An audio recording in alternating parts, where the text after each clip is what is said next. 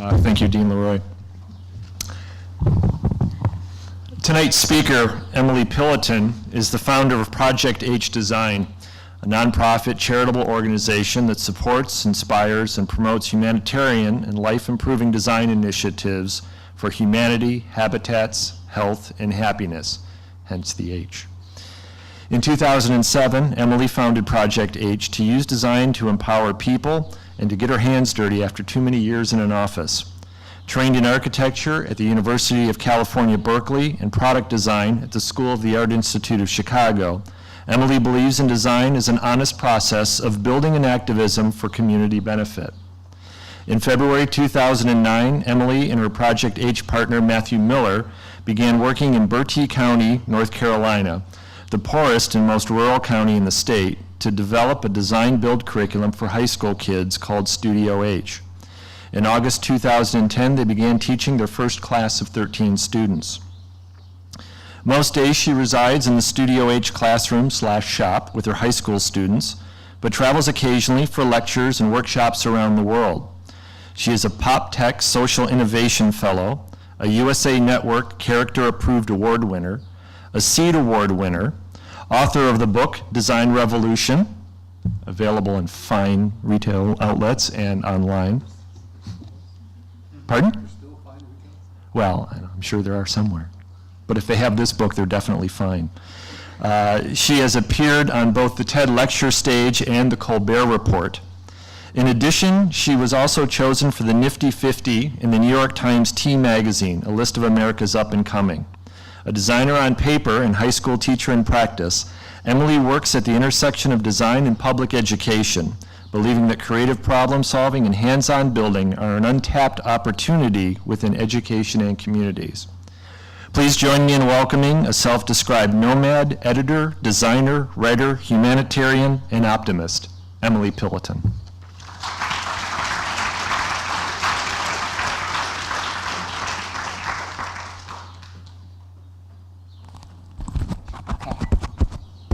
Hi, thank you. I don't know if I have both mics on or what, but I'm just going to talk. Thank you so much for that intro. I feel like that was a big intro to have to live up to. No? Is this one okay? All right, can everyone hear me?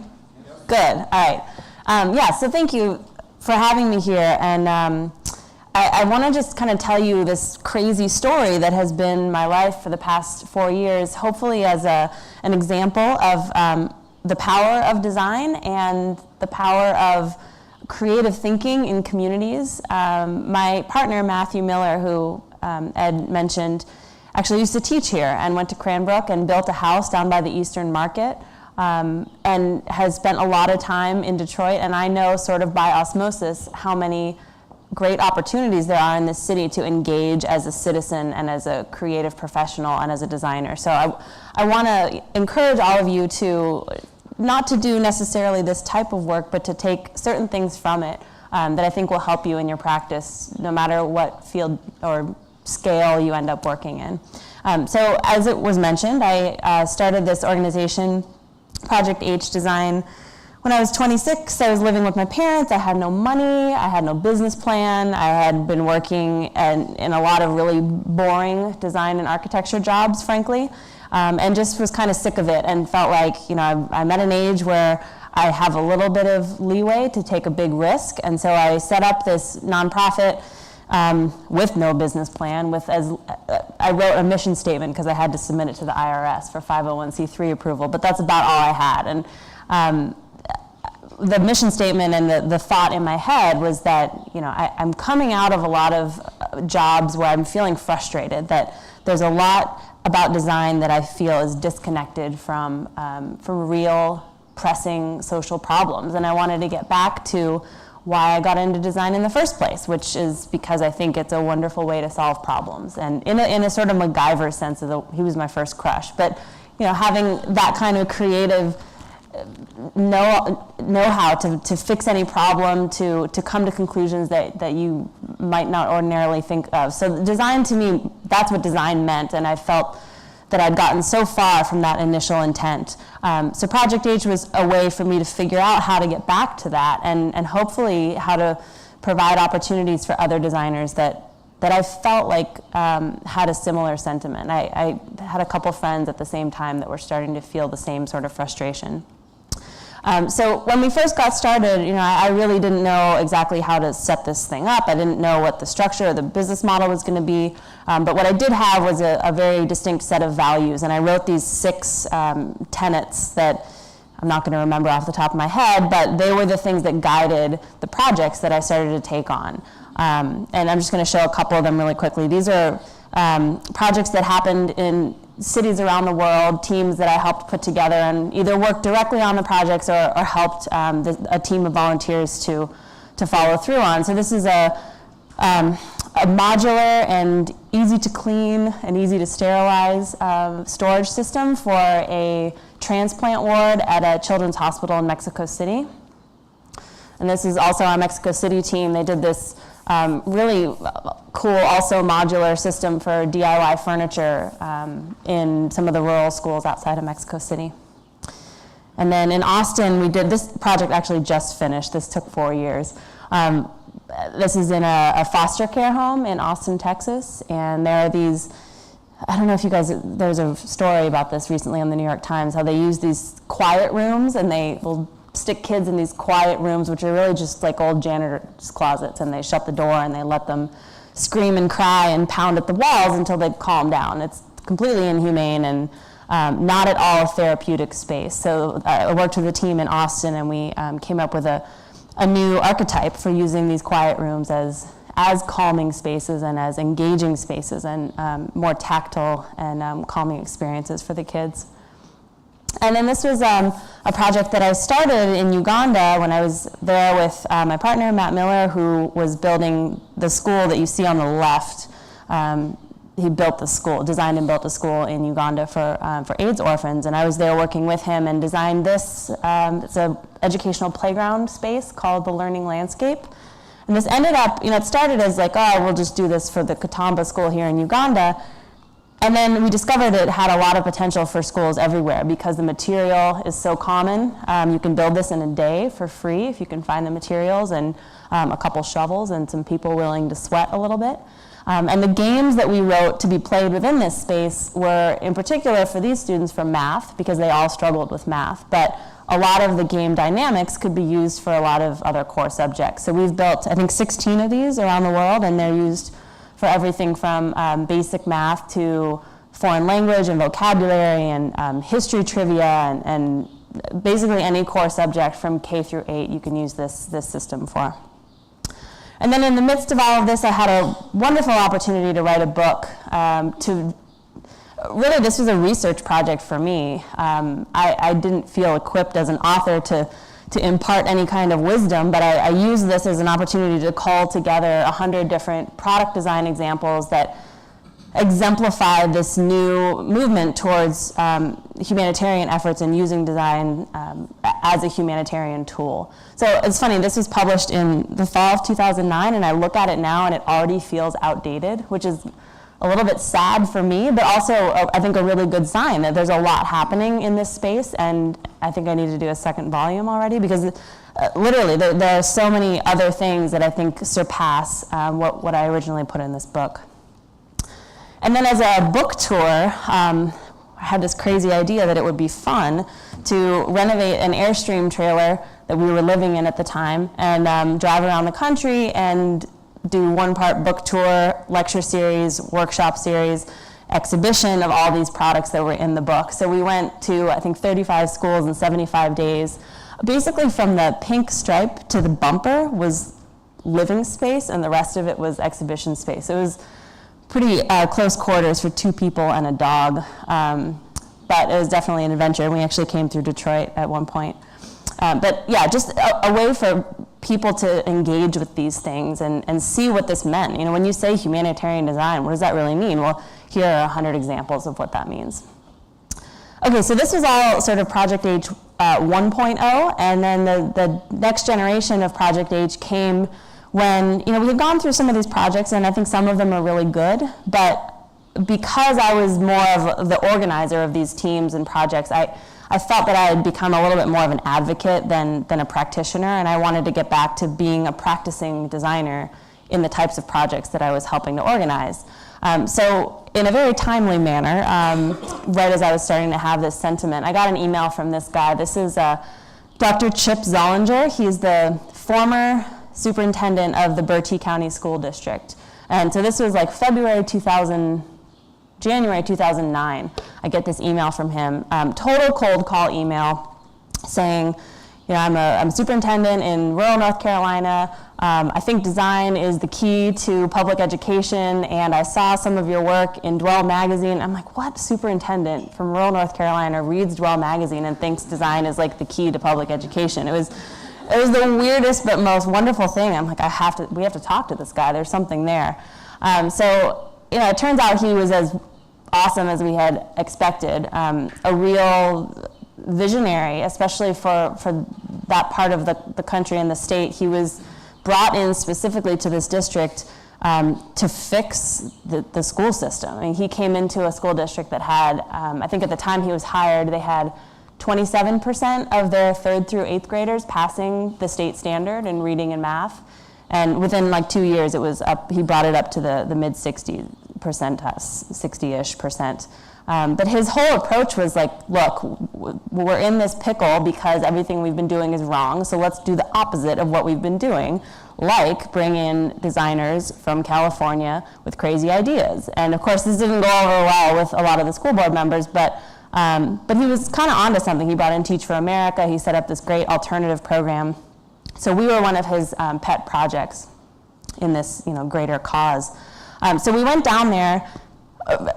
Seemingly, I mean, we thought it was going to be a 4-day trip to go and build 4 of the learning landscapes at each of the elementary schools. So this was over their spring break, and he's like, oh, I'll have a backhoe and some shovels and 2 of our maintenance guys, and can you build 4 in 4 days? And we were like, well, I guess we could try. It was kind of a nightmare, but this is like, you know, his style. You show up and get it done, and then go drink a beer. So anyway, we did that. We went down there and just discovered this great kindred spirit in him, and figured that would be the end of it. And then little did we know, he had this huge laundry list of other projects that he wanted us to work on, like literally dozens and dozens and dozens. The list kept getting longer. So, you know, coming from San Francisco, I don't know if many of you are familiar with the state of North Carolina, or maybe you're from there, have been there, but Bertie County is in the northeastern part of the state, so there's, you know, Raleigh and the Research Triangle, Duke, and then Charlotte, the home of NASCAR and a lot of banks, and then the western part, which is really lovely and mountainous. And then the eastern part is very flat and very sparsely populated. It's very much the land of tobacco and cotton. And Bertie County there's 5 or 6 counties that make up the northeastern part, and Bertie County, by most accounts, is the hardest hit by a lot of economic struggle, and also there's a lot of deeply rooted racism that I think is left over and is still very much a part of the way that that some of the public agencies function. You definitely see it, even just in Windsor, which is the county seat where we live. There are parts of the town that are very distinctly white, and parts of the town that are very distinctly black. And this was a really interesting context for us to come into as designers, seeing a lot of possibility in this place, but also knowing that there were a ton of hurdles that were so multi-layered and so complex, and us being outsiders, at least at the beginning, and probably still now, were that much harder to navigate. So, like I said, cotton, tobacco, very agricultural, very swampy, 25, 26 people per square mile. And then downtown Windsor, which is the county seat, it's, you know, a little less than 2,000 people. It's basically empty. I mean, there are maybe 3 buildings out of 20-something that are still in use. Most of them look like this, and this is not an exception. I mean, there are a lot of small towns around the area, and then around the country, really, that are being hollowed out, where they're just ghost towns. And so this is, unfortunately, an example of that. all this being said, we did see a lot of possibility here. We're in a rural setting. There's a lot of physical space to build. There's a lot of desire for new solutions, at least from certain sects of the administration in the school district or the government or whatever. So we did see a couple windows for where we could intervene and try to put some new solutions in place.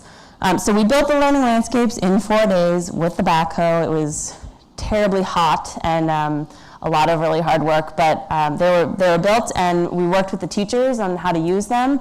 And then came the laundry list. So we started working with Dr. Z on a number of initiatives to help renovate some of the computer lab spaces. And this was primarily because, as I mentioned, the terrible passing rates of the state standard. One of the programs that was put in place was bi-weekly benchmark testing. So in order for these kids to make sure that they were hitting their end-of-year standards, the schools were testing them every other week. And these poor kids were just tested to death. And the spaces that they were taking their tests in were really boring, clinical, ugly, not exciting computer lab spaces where you walk in and there's a concrete block wall and you come in and you face the wall and you take your test and you leave. And so Dr. Zollinger's thought was, yes, we have to use these spaces as computer labs, but what else can they be when they're not taking tests? Can we have a more collaborative, technology-based space that kids actually want to be in? And so this was one of the schemes that we built around this sort of pod scenario where you could use the angles of the desk are such that you can use this as a testing space very effectively, but you can also use it for more collaborative exercises. We also fed all of the electricity and Ethernet down through these tree trunk things, so it was a totally rat's nest free space, which was much safer and nicer to be in. And then this is the second scenario that we built, which was more optimized for instruction. So there's a very clear front to this classroom. This was for one of the tech classes in the STEM school. But similarly, all of the power and wiring is coming down through that chase along the wall and then comes out to the desk. So part of it was like we wanted it to be cool and for kids to be like, oh, that's an awesome space, I want to be in there. But also it had to be very functional, obviously. And one of the biggest problems was this rat's nest of wires. So it was an aesthetically cool but also functional solution. And then we did this sort of Shepherd Fairy guerrilla painting style project called Connect Bertie, where we painted these blue dots and stuck stickers all over the county. Connect Bertie was a project that Dr. Z was spearheading. He had found money to put a desktop computer and a broadband internet connection in the home of every family who had a student in the school district, which would have been a total game changer. Only about 11% of the county has access to internet if they want it. And the rest, you can't even get it. The infrastructure doesn't go out there. So I said this would have been a game changer because when Dr. Zollinger left the county, which I'll get to in a minute, this was one of his projects that is now defunct, and it's very unfortunate. I'll leave it at that. So we had done a lot of these pretty great, I think, projects that were really fun, and it was fun working with Dr. Zollinger. But we still felt like, we're still being hired in a way, even though we were doing most of this pro bono, as designers to deliver a solution. Like, we're still being hired to work for a client. And we felt like there was a really interesting space within public education for design to have some sort of impact, but we kept dancing around this idea, like, if we're really going to talk about design and education, we need to be in the classroom, and we need to be working with students, and we need to use the most wonderful parts of design to really engage students around their own education. So we decided to become high school teachers, because why not, and how hard could it be? That was a rude awakening. So, and I'm sure many of you have heard of the Rural Studio program out of Auburn University.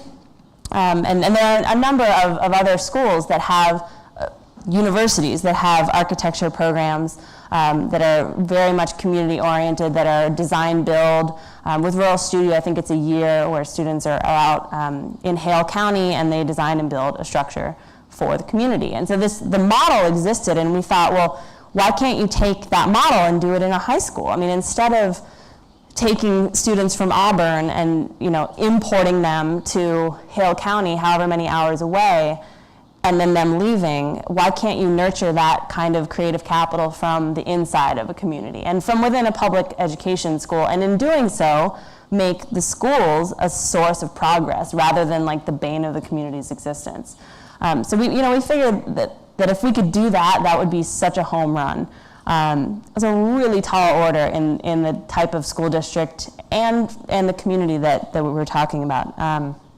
Fortunately, though, Dr. Z didn't see any of these hurdles. He's like, great, let's do it.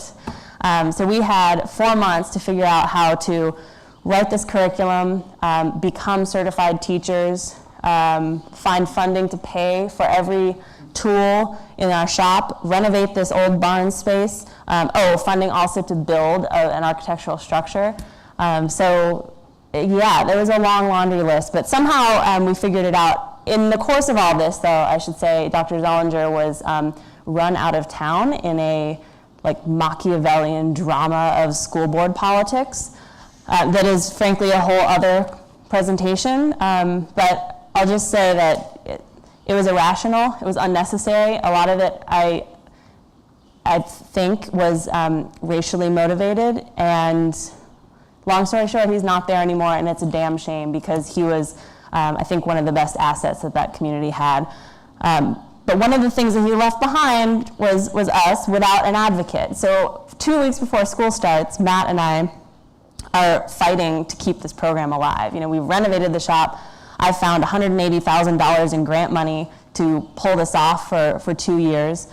And Dr. Zollinger has earmarked teaching positions for us. We've gotten our certification to be shop teachers, and the school board's trying to shut us down. And so the only way that we could get them to allow us to teach, now that we had all these things in place, was for us to say, we'll teach for free. You don't have to pay us a dime, just let us run the program.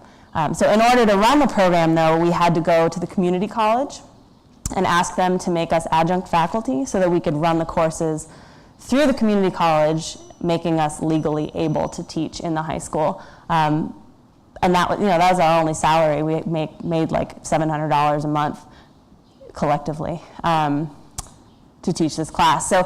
So many things in the 11th hour that were just like the worst possible scenario, but we had made it so far, and we knew our students at this point that we just had to forge on. And ultimately it was worth it because, so this is the first day of school, and this is the moment that we realized we had no idea what to do with 13 teenagers.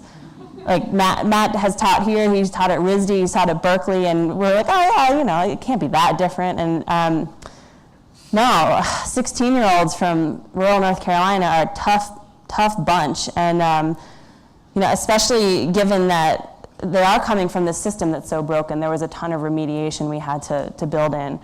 Just really quickly, so I wanted to say about the curriculum, we wanted this to be a vocational program, but we also wanted it to be very much rooted in design. These 4 things in the middle: citizenship, creativity, capital, and critical thinking. When we were writing the curriculum, we kept hearing these 4 words come up when we would talk to teachers or parents or even the community, that these were 4 things that the current state standard curriculum was not providing to students, but also things that we heard from the mayor that the town really needed in order to survive. And so we figured if we could hit those 4 marks for students and for the community, then that would be our home run. Structurally, so we started the first day of school. We have students for 1 full year, fall semester, spring semester, 3 hours a day, every single day. It's half of their school day. And then over the summer, they're offered a job on our construction site to build this structure that they've spent the year designing. And over the summer, they're offered a decent wage, much better than what one of them was earning at McDonald's. So there was that too. And then over the course of the year, they're earning their standard high school credit, and then also, because we're running this through the community college, 17 college credits over the course of the year. So there was a lot of incentive there for them to be in the class and to see it through. This is just our shop space. And okay, so the first day of school, when we realized we don't know what we're doing, And also that there is so much remediation that we didn't anticipate, that we have students who have never had an art class, who have not had a PE class since 4th grade, who don't know how to read a ruler, who are reading at like a 5th grade level. All these kind of basic skills that we assumed that we would have that we didn't. And in order to talk about design, it became really clear really fast, like I can't work with a student in the wood shop unless he knows how to read a ruler. So we had to go back and build in a lot of those basic skills so that we could even get to a point of fluency to talk about design. So I don't know if any of you have done this exercise. I did this in architecture school. The bell pepper is like a really awesome, do you guys do that here? I've done it. Awesome, yeah. So a great way to learn plan, section, and elevation, right? And a healthy treat. So this was one of the first exercises we did. And then, art class, Art 101, what is a color wheel? Some of them didn't know what primary colors were, and why is that even important? Like, how does that help us to communicate when we get to graphic design? Or even how does that help us to see the world? Or why, like, we looked at street signage, why are certain things certain colors? And then in the wood shop, back to basics, how to read a ruler first and foremost, and then how to translate that into an architectural scale. So if I say 3 3/4, you can show me what that is at a 1-to-1 scale or at a 1/2 inch scale or whatever. And then laying things out with precision. I had no idea that precision was going to be such a hurdle. I'd say 3 3/4, and you get like a good 1/16 of an inch over, which, that matters, right? So just getting students to understand why precision is important, which became very clear in the first project that we did. So did any of you play cornhole, the beanbag toss game, or have heard of it? Sometimes people call it bags. Anyway, so if you don't know cornhole, it's like this really dumb but addicting beanbag toss game where there's these 2 boards and there's a hole in each one and you try and toss your beanbag in the hole, whatever. Super fun, and it's huge in Bertie County. So we realized, not only is this a fun thing to start with, but it's actually a really good object to build in the wood shop. It requires a lot of different tools, and also a lot of precision. If you're off by 1/8 of an inch, your board is not going to stand upright, and you're going to have to redo it twice or 4 times or whatever to make it right. So on the construction side, this was a good way to just build those basic skills and confidence in using a router or a chop saw or the table saw. And then on the graphic design side, so usually you see cornhole boards. In Bertie, the John Deere one is very popular. There's a lot of NC State Wolfpack cornhole boards, which of course when I said, okay, we're going to decorate our cornhole boards, they all said either John Deere or NC State. And I was like, neither, we're not doing that. So we started, we went back to that color wheel and how are we going to work through this graphic and what is a graphic concept in the first place? And so we gave each pair of students their color palette based on the beanbag. So this student had green and blue, and we gave them an action verb. This student's was to hinge. We used to rotate, to twist. These words come from this really wonderful list that Richard Serra, the sculptor, wrote way back when. But it's this just wonderful way for students to start to think about an action in 2 dimensions. Like what would to hinge look like as a drawing or as a gesture? So this was to hinge. And then going from that conceptual sketch to real life production, like having to learn Adobe Illustrator and draft it exactly as you drew it. And then print it out and paint it full scale too. And back to precision, we used this crazy taping method that took forever, and it was so tedious and X-Acto cuts all over the place, but back to precision, that matters. So pulling this off at full scale, and then this was, what were the words here? To weave on the left, and then to stretch on the right. And that was to twist and to fold. And then these are some of the other ones. But this was such a great project to start with because it proved to our students that A, we aren't crazy as your teachers. These are actually really cool cornhole boards. And secondly, that we can always do better than the John Deere logo, that design can be more than that, and that your ideas, when they seem crazy at first, can actually be honed into something really wonderful and unexpected. And so I think these graphics, we did this cornhole showdown for all the parents and folks around town. And it was just like a great little, proof that design does matter. And I think these were unexpected graphics for people to see. It's a good precedent for us to set. So we auctioned off these cornhole boards, and then the money from the boards funded our second project, which was in response to the local chicken industry in Bertie. Purdue, the company, is the biggest employer in the county. Purdue, the chicken processing plant. And so this is not a photo from Purdue, because I'm pretty sure they would sue me or do something really evil. I don't know if any of you have seen Food Inc., but I'll just say that Bertie County is very much like the worst parts of Food Inc. in the poultry industry. So one of our students, for example, has 10 chicken houses on his family's farm with 25,000 chickens in each house, so 250,000 chickens on his property at any given time. So it's this funny balance between, we want to talk about the context and be critical of it, but we also understand this is a lot of our students' families' prosperity. And so we can look at it critically, but we also have to be sensitive to the fact that it is, in a way, the lifeblood of this place. So what we did is we said, okay, this is what we know of chickens in Bertie. What would another way to look at it be? What would it mean, instead of having 250,000 chickens in your backyard, in 10 houses, what if you had 6 chickens, 6 egg-laying hens in your backyard in a wonderfully designed coop, who were laying eggs and giving your family a sustainable source of food? Like, that's just another way to look at it. So that was what we did. We decided to design chicken coops. This is not an example of a well-designed chicken coop. This is a semi-truck hood that we pulled out of the woods behind our barn. And like in 3 hours, Matt and I this is all like scrap material, and we just like slapped together this terrible looking coop so that we could have chickens in our studio. This is Henrietta and Jezebel. They were our resident poultry, and I wanted our students to get to know their client, because for all intents and purposes, this was their first architectural project. Like, these were their clients, and they needed to get to know them. And even the student who lives with 250,000 chickens didn't really understand their daily habits or their emotions, if you want to get, but there were certain things that were learned just from being around chickens and sitting. I made them sit there and look at these chickens for like 3 hours straight, and I'm sure they hated me, but when we got into the design process, there were things that we went back to, and I was like, oh, well, remember the way that chicken liked to roost? You should design based on that. So, and plus, they're just like really funny creatures, and they're really fun to have around.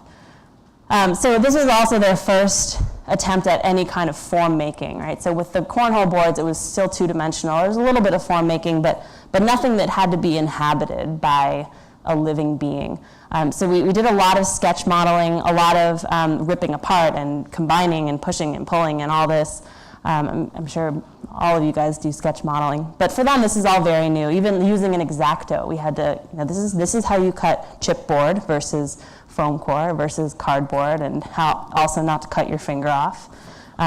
So we went through this very non-linear, iterative process of just making model after model after model. And some of the students, they would build one and bring it to me and be like, okay, I'm done, let's go build it. I'm like, what are you talking about? You need to build me 200 more, and then we can have a conversation, and then maybe we'll build it. And they're like, oh my God, this girl's crazy.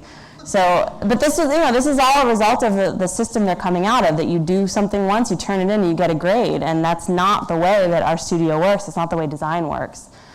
So I'll just show you the 3 coops that we did end up building. They each had their own individual concept, and then we paired them up based on ones that either had similar components or where they had complementary components. And so that took it down to 6, and then from those 6, we chose 3 to build within a $500 budget. So this was the first one that came from this really lovely gestural sketch that actually the student who has 250,000 chickens did. It was this kind of like skewed pentagon thing, and so we told him to push it and extrude it and turn it into something architectural, and then plug in some of the programmatic components. And then when we went to build it, they pulled all these pallets and took them apart. I don't know if any of you have tried to take apart a pallet. It is messy, messy, splintery work. And they did this for like 3 days straight. And then, their first adventures in MIG welding. This had a structural steel frame, so this was a good metal shop exercise. And then this kind of like corrugated ribbon roof. And then this was the final coop. Has these big swinging doors, so that on the bottom, that's where you can put their food and water in, and then up that little box up in the top part is where they can roost. And so the doors are purely for human access. And then this front sort of run space for them. So this coop was given to the Parker family, who live across the street from the school. And then the second one, this was a very literal interpretation of the design brief. So we gave them this whole list of requirements: protection from weather, predators, et cetera, certain square footage for roosting. But the two big functions that this space needed to serve was a space for food and water and a space for roosting. And so this group said, okay, well, that's two things, that's two boxes. How do we put these boxes together in interesting ways? And they came up with this really cool scenario where the one box was up here and one box was down here, and there was this like cool twisting run between them. And so I took this picture, and like 3 seconds after I took this picture, this model, they're trying to get it to stand up like that on that sort of A-frame support. And so I took the picture, and then it fell over, and the model landed on its corners, and it was sitting on its corners like that, and Colin on the right was like, oh, that's actually way cooler. Let's just build it like that. And I was sort of laughing, but then I was like, oh, I'm so proud, because 2 weeks ago you would have seen that as a mistake, not as an opportunity and like something way cooler. So it was kind of a breakthrough for them to embrace this happy accident. So this, pretty simple construction, wood frame with shiplap siding, and again, first adventures in the metal shop. And then for the twisting run space, we had these, one of my students lives next to a tobacco farm and found all these sticks, these tobacco sticks, which is what they use to hang dry the strands of tobacco, and there were like hundreds of them. So we brought them in and cleaned them up and stained them in the same stain as the shiplap siding. And then this is the final coop. They named this one Chicktopia, a chicken utopia. And so this is given to the Byram family, who coincidentally live right across the street from the Parkers. And this is on this like super rural route, and you drive for like 10 miles and there's nothing, and then all of a sudden there's two crazy chicken coops like right across the street from each other. It's very odd. And then like nothing for another 10 miles. Okay, and then the third one, this was a Buckminster Fuller inspired chicken coop. So I'm sure many of you have done precedent studies, right? So we gave each of our students precedent studies, an example of an iconic or interesting piece of architecture that we wanted them to dissect and understand and be able to take lessons away from, whether it was a pattern or a material use or some kind of interesting structural system or whatever. So this student's was Buckminster Fuller. He had the Dymaxion house and the geodesic dome. So he was just like fascinated with the geodesic dome and how you could take something so simple, like such a simple geometry, and turn it into something that was so structurally sound and seemingly complex. So he made like dozens of these models that just started as flat pieces of cardboard that he sliced and scored them in interesting ways, and then like twisted them up into these three-dimensional forms. So the one that he arrived at that he really wanted to build was this one, and having observed the chickens, he brought it to us and said, I think this is the final one. Having hung out with Jezebel and Henrietta for 3 weeks now, I've noticed that they prefer to peck their food than eat it out of a dish. So I thought that my run space could also be my feed space, and we can just throw food into let them peck. And then the little box over on the left could be their roosting box, because I watched them huddle together and they like to roost all huddled together. So he clearly thought this through. And it was a very different solution than the other two, which have very clearly defined roosting and feeding spaces, but so cool. I mean, we were just like enchanted by this. And so we decided, this is what we decided to build. And then Matt and I, after class are whispering like, we have no idea how to build. Two were pretty straightforward. This one, this is a flat piece of chipboard that he sliced and twisted up into this thing. And we felt like the construction technique needed to mimic that it needed to start off as a flat thing with built-in flex points and then turn up into this coop. And we had no idea how that's going to work. So this was, I think, my favorite in terms of the process, for students to have to go through like 8 rounds of failure, like trying to prototype this hinge. It worked terribly. We started off with non-triangular hinge points. It totally didn't work. This is like our 8th or 9th round. Having to be a builder and a designer at the same time, and building something and then realizing it doesn't work, and then having to go back and redesign it and build it again.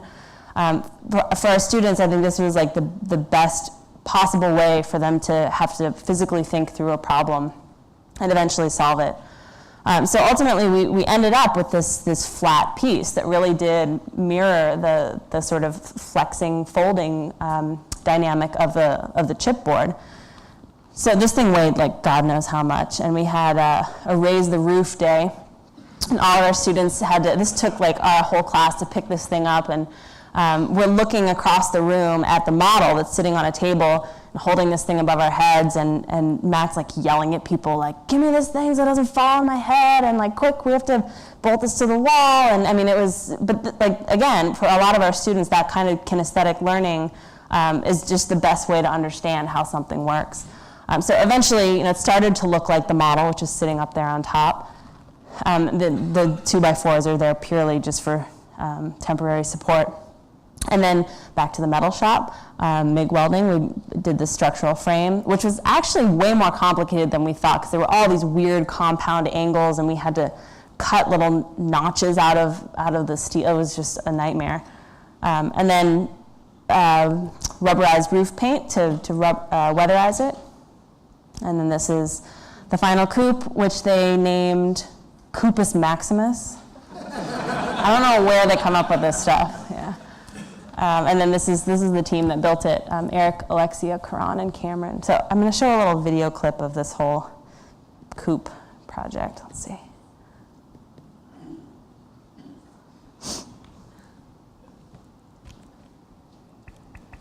Oh, sorry.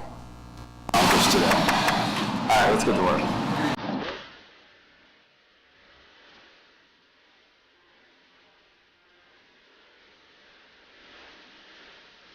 This is not just a piece of plywood or sheet metal. This is chicken coop that me, myself, and Karan designed.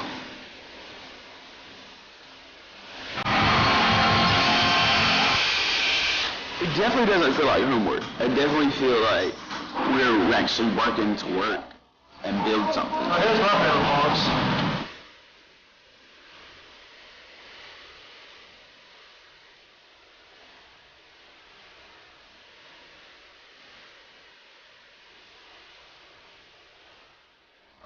This is a perfect example of disobedience.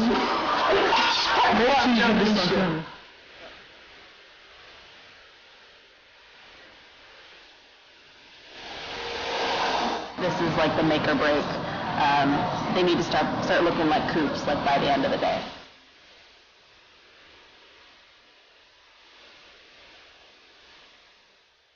It's amazing. I think the chickens are going to love it because they have a giant run space.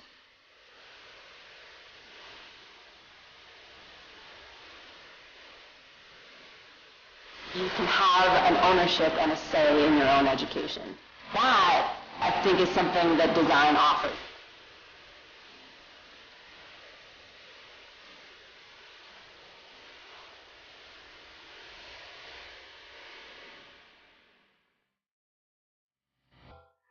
Right at the end of the fall semester, there was this massive flood that came through the county. I actually took this picture after the water started to come down, like when I could get back into downtown.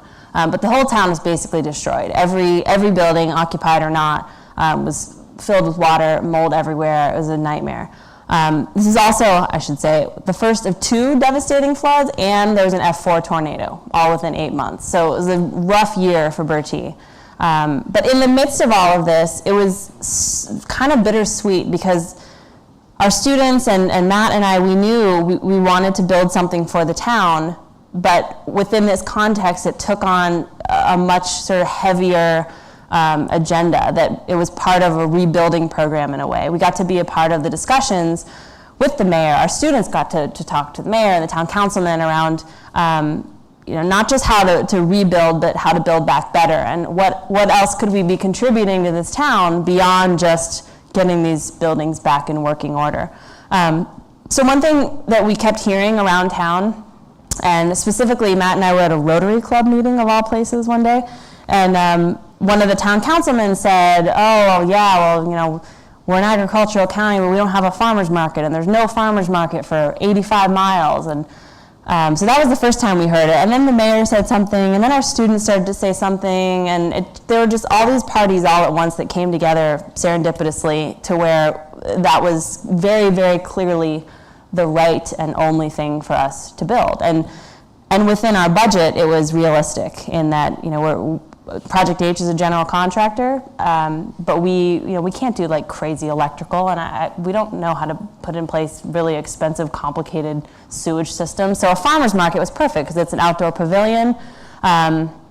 It could be simple but beautiful at the same time, and so it worked on a lot of levels.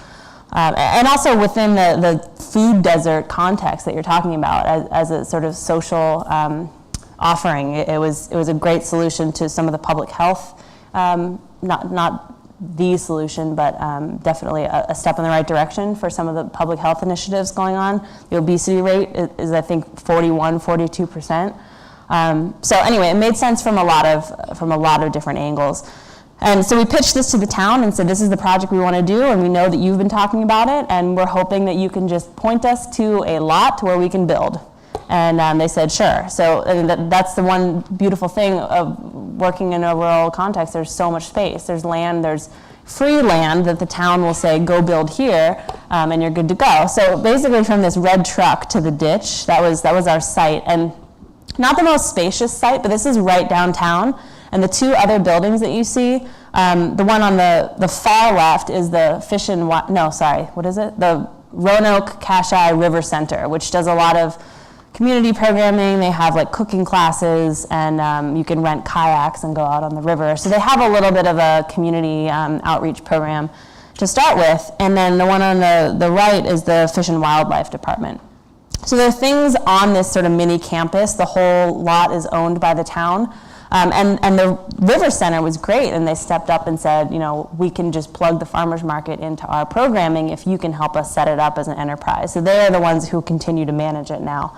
Because not only did we have to build this structure, we had to start the market. There's no market. So we had to go and recruit vendors and talk to farmers and look into the legality of selling collards on town property, which is a whole other nightmare. But so many different components to this seemingly simple architectural project. So in the studio, back to sketch modeling, your basic, let's start with this and tear it apart and do it 50 more times. Very similar to the chicken coop process. The difference here was that this was a community project, and so we did an exhibition downtown with all of the town councilmen and all the families, and we just invited everyone to come out and look at these ideas and tell us what they thought. This is one of the town councilmen and my student Karan, and I love this photo because I'm almost 100% sure that if we hadn't held this event or done this project, these two people would never have met, let alone talk to each other about something that they both really believed in. So that was really, just the conversations that came out of this project that everyone was really passionate about was pretty amazing. And then, taking that feedback and having to now plug it into very real constraints, like this is our budget. This is the kind of wood we can get from within a 100-mile radius. This is also in a floodplain and a hurricane zone. So very, very real. We had to engineer this thing to 100-mile-an-hour sustained winds. And our base flood elevation, we had to build the deck of the farmer's market 3 feet above base flood elevation, which is like hip height, which is kind of awkward.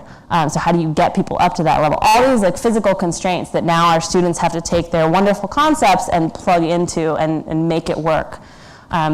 This was our final critique that we did with some wonderful architects and architecture students from NC State who came in to help us think through not just what the coolest or best concept was, but what we could realistically build in 3 months with $72,000 and a construction team of teenagers who, have basic skills at this point, but they're still teenagers, and I'm not gonna, So these were the things that we had to think through with our outside critics and be really honest about what our skills were as a team and as a group of teenagers, and also for Matt and myself. I mean, Matt's an amazing builder. I'm a medium builder, but there were constraints to that too, frankly. Okay, so ultimately this is the scheme that we came up with. Pretty simple and actually inspired by some of the vernacular architecture in Bertie. So Bertie County is very proud of their peanuts, the Bertie County peanut.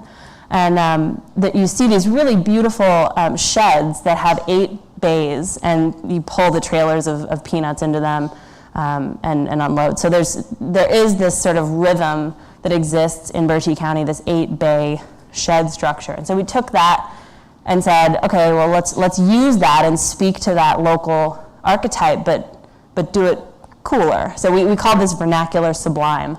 And as far as the base flood elevation was concerned, it ended up being sort of a blessing in disguise, because one of our students realized, oh, well, that seems high, but that's like the same height as a truck bed. So let's give each vendor their own bay where they can park in the back and open up their truck bed and just push all their stuff into their bay and sell, which worked wonderfully.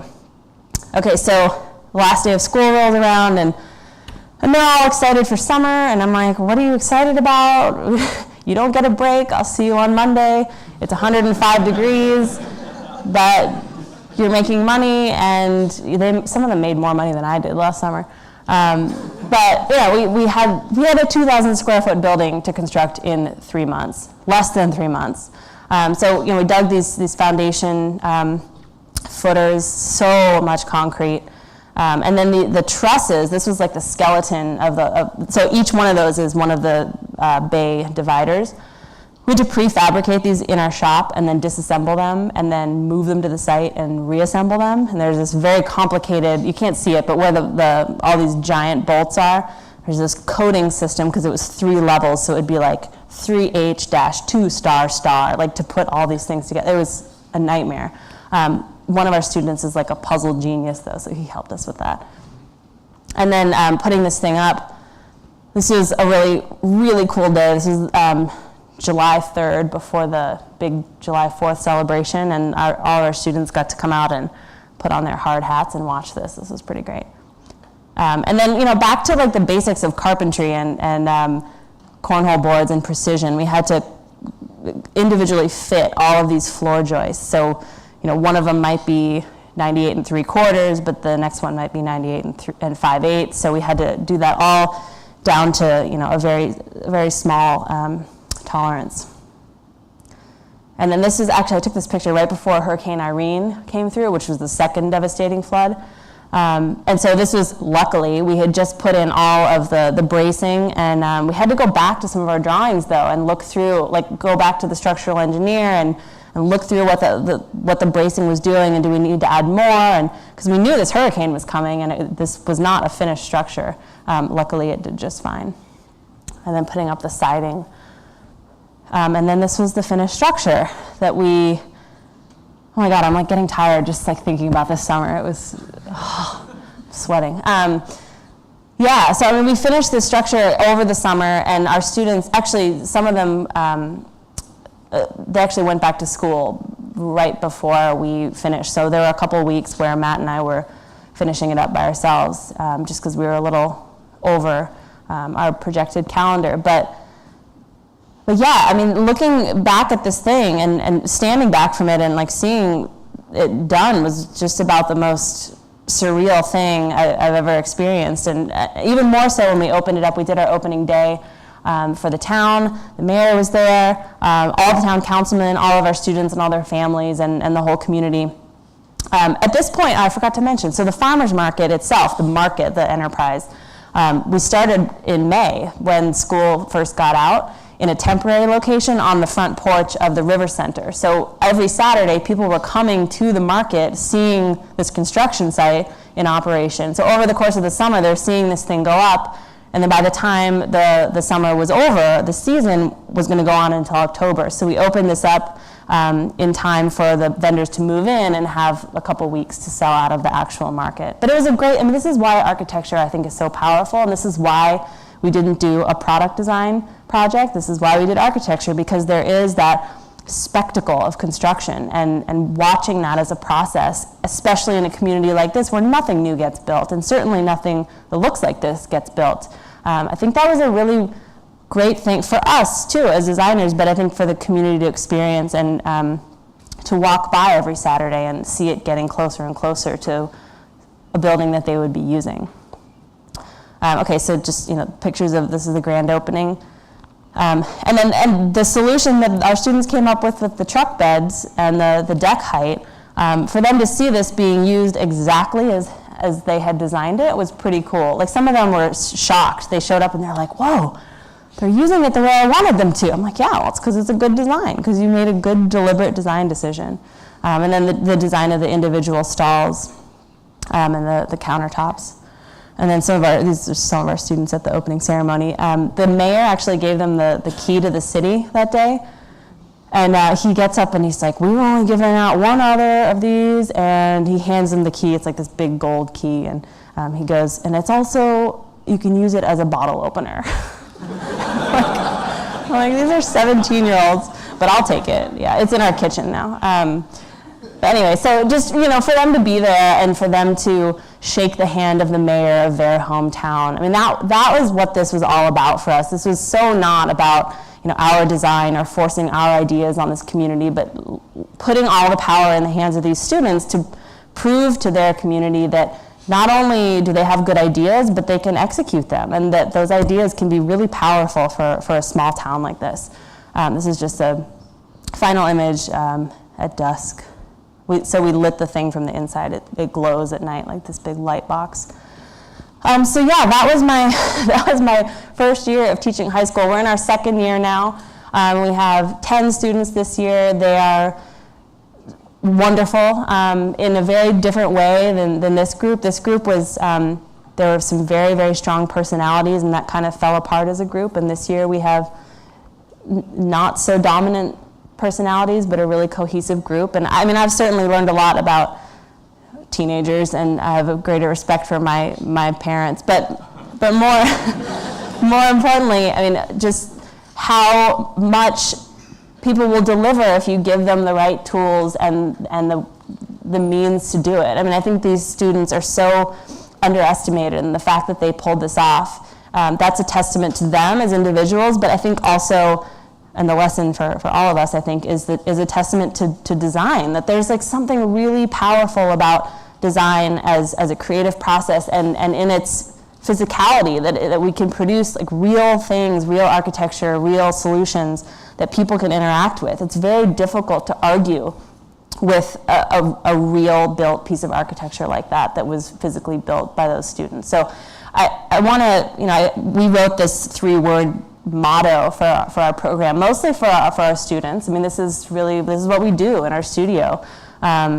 And the design is, about the creative instinct, and the build is about the execution, but the transform is really, I think, the most important component, that whatever we're doing, whatever you're doing, whatever scale you're working at, that because design is such a powerful tool, I mean, we can use it to be transformative, and we can use it to have impact, and we can use it really to change the face of our own communities, and we need to do that as citizens first. And so that's my biggest lesson, having lived here, is that yes, I'm a designer, but I also live and I vote and I shop in Bertie, and because of that, I have a stake in this place, and I try to use the tools at my disposal to improve this place. I think that we can all do that in some small way, no matter where we are, and no matter what our toolbox is. So, thank you.